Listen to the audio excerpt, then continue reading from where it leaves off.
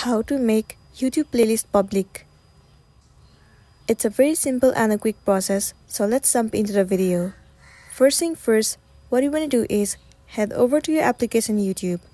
Also make sure that this application is up to date. If not, head over to your app store and then update it. Once you are in this home page, you have to make sure that you are logged into a specific account.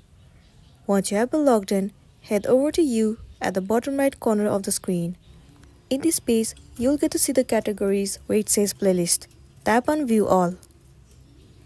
All the playlists that you have made on YouTube will be visible to you. Head over to the playlist that you want to make it to public.